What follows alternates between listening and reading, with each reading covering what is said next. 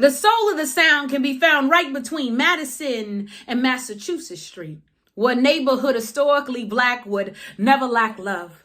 That emotion was packed up in a suitcase headed northwest. And although America's been blessed, we've treated our first residents like guests, but that native blood still runs through our veins, still lives in our city's name. Where the emeralds hang from the trees, evergreen, and the 1920s jazz scene still spills from the once speakeasies on Jackson Street, and the thunder that roared from Jimmy's guitar still makes Seattle rain, adding to our fame of tech and taste. At any time you can find a Seattleite with a laptop and a Starbucks cup glued to their face. Mount Rainier, a frontier of dusty mountaintops and corky specialty shops where tourists learn about Yukon gold and skid row through Pioneer Square, where our skyline is still raised by the Needle's 1962 World's Fair. Stare at this beauty because it's blessed. We are those who headed west to test if this freedom was actually free. Such a small number of more affluent Negroes, there'd be a black bourgeoisie just about the time Seattle would find we were more like the rest of the country than we thought.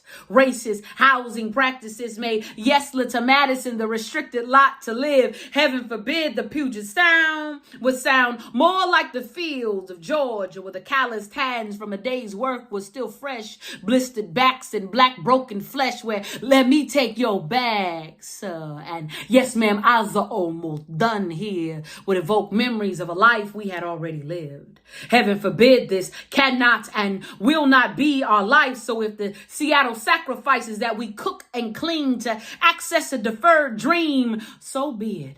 But much like our cuisines, we'd redeem the leftovers and make a meal fit for a king. We'd bring resiliency and grow like roses from concrete cracks. We'd bask in the beauty of being both American and black. Nestled here at the top of the map, we were having our own Birmingham. Holding hands with sisters and brothers, both brown, white, and tan, we demand opportunity and access. Long before there was email and text, we organized marches and sit-ins and envisioned the antebellum South. The NAACP Urban League's Black Panthers gave message to this mouth. This was about revolution. Evolution, where the tables we once served, we can now sit. That the generations before us would lift us toward our destinies, definitely shoveling so much of the way to make way for the process of progress. The spirit of the central area, the CD, believe me, is still alive. Both restored and gentrified, we are still here. May it always be clear that we are sharing the histories and stories of a people that are our own. Seattle, the South End, the CD, the town. It's our love, but it's definitely our home.